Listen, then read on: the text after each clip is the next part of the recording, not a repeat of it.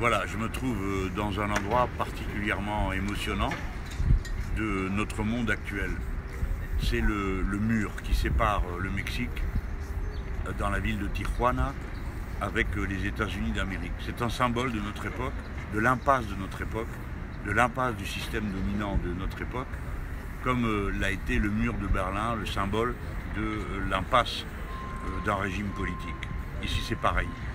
Il est absolument impossible d'endiguer ce flux croissant de gens qui circulent d'un bout à l'autre du continent par des murs. Et pourtant on essaye de le faire. Et tous les jours là-bas, le passage légal, 1 million de personnes passent.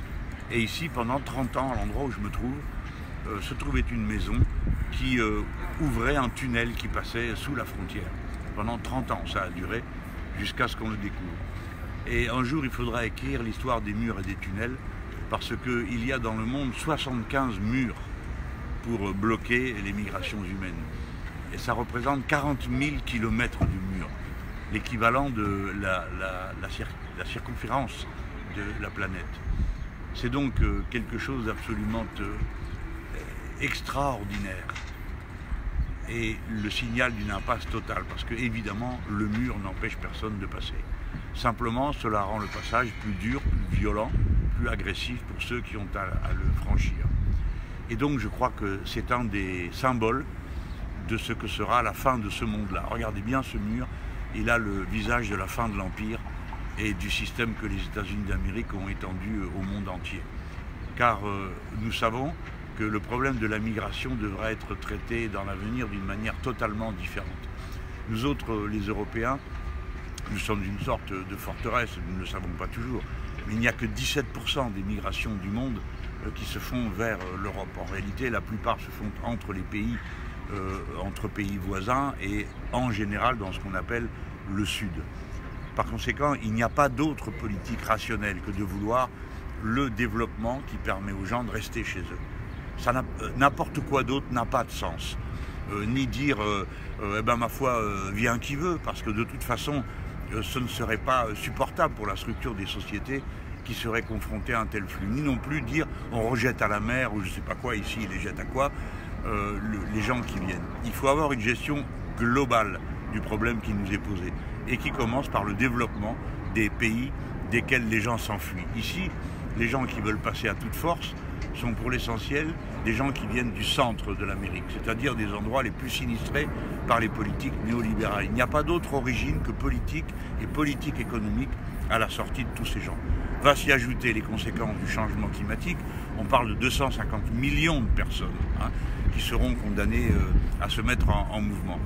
Par conséquent, si on ne part pas de l'idée que d'abord on doit faire ce qu'il faut pour que les gens puissent rester là où ils sont, quand bien même il y a changement climatique, quand bien même les endroits dans lesquels ils sont ne sont plus aussi accueillants qu'ils ont pu l'être, si on ne part pas de ça, eh bien on arrive à une absurdité, c'est-à-dire l'idée qu'on va empêcher des flux de population par des murs, des barbelés et des méthodes de cette nature.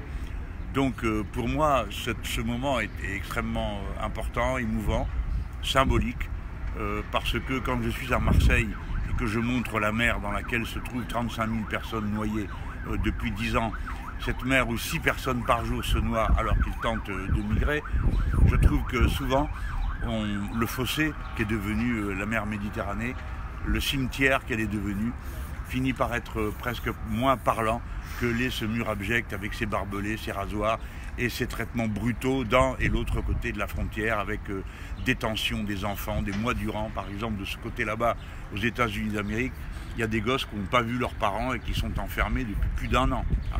Eh bien, toute cette misère, toute cette cruauté ne résulte pas d'une fatalité. Elle résulte d'une addition de choix politiques aberrants et d'une manière stupide de traiter le problème de la migration. C'est au point qu'ici, on finit par penser que les États-Unis d'Amérique, en réalité, n'ont pas de politique migratoire, parce que c'est un pays qui s'est nourri de migration pendant des décennies et des décennies. Et aujourd'hui, Donald Trump change de normes, change de politique, si on peut dire, quasiment tous les 8 jours, si bien que personne ne peut s'y adapter. Ni les gouvernements des pays autour, ni évidemment les pauvres migrants qui chercheraient éventuellement à trouver une voie de passage légale et dans les normes prévues par les États-Unis d'Amérique. En tout cas, pour que vous compreniez la nature de la relation frontalière entre États-Unis et le Mexique. Il y a, tenez-vous bien, 1 million de personnes qui passent la frontière légalement. C'est pour ça qu'on sait combien ils sont, avec des papiers, des documents. 1 million de personnes par jour. Tellement les deux économies, les deux mondes sont emboîtés. Notamment parce que la partie voisine ici du Mexique est une partie qui autrefois était mexicaine. L'État du Texas, l'État de Utah, l'État de Californie étaient des États fédérés avec le Mexique, dont les États-Unis d'Amérique se sont emparés par ruse et cautèle et violence. Voilà.